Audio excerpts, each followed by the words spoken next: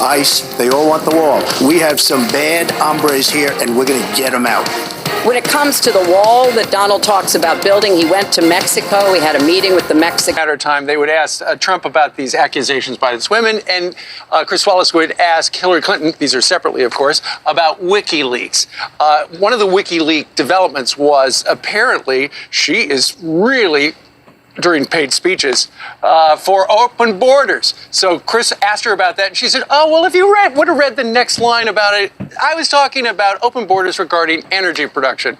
Oh, really? Well, then it switched from open borders. She just spun around like that to blame Putin. Huh? Watch.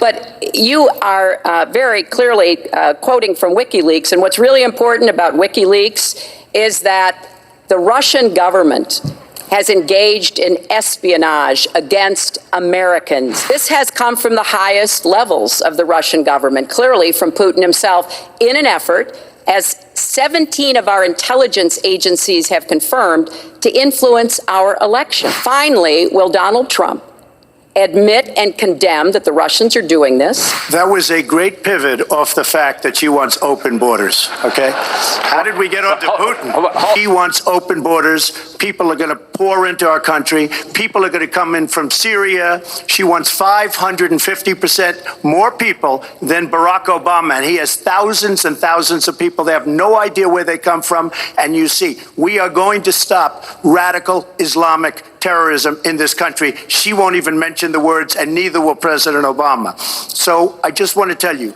she wants open borders. Now we can talk about Putin. All right, so she's preparing with her coaches, and they say, if they bring up WikiLeaks, say, speaking of WikiLeaks, the Russians are hacking us, and Change this the is wrong. subject. Right. Change the subject. And Donald Trump is best friends with Putin, which he later said, no, I've never even met the guy. So, I mean, she was a master at doing that. She stuck to her talking point. Until he Well, I will around say them. this. I will say this. This is what I'm saying. No matter who would you think of Donald Trump, whether you're voting for him or not, each debate he's gotten 50% better. Think about this. He knows over 70 million people are watching him, and it's his first one-on-one debate ever. It's his third time doing it against somebody who's more experienced at the presidential debate level than anybody else. So I think that's pretty impressive on its face. Meanwhile, something else really stood out, and that was when Donald Trump and Hillary Clinton sparred over something that you would think belonged in Hillary Clinton's column.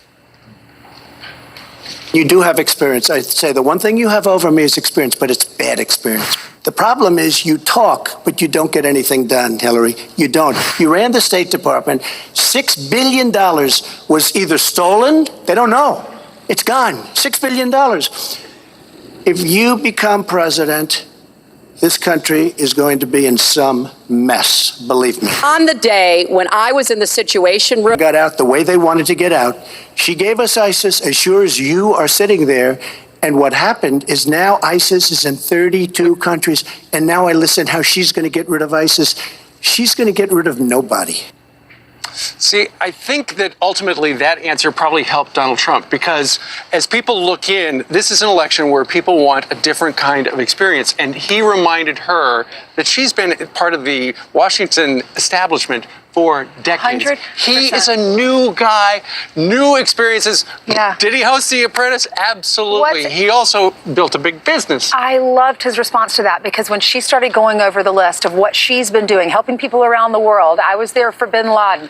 I was Secretary of State. Where were you? You were borrowing money from your dad. You were doing Celebrity Apprentice. And then he came back and said, yeah, I borrowed $1 million from my dad and I grew $1 billion business. That's what I can do for our economy. And that really resonates with people around the world, or in America, because that's the American dream. And she was also First Lady when her husband was president, and that's when Al-Qaeda came to be. So were you in the Situation Room there, watching them flourish and watching us not take a shot at them? Meanwhile, we asked you this question. Who do you think won the debate?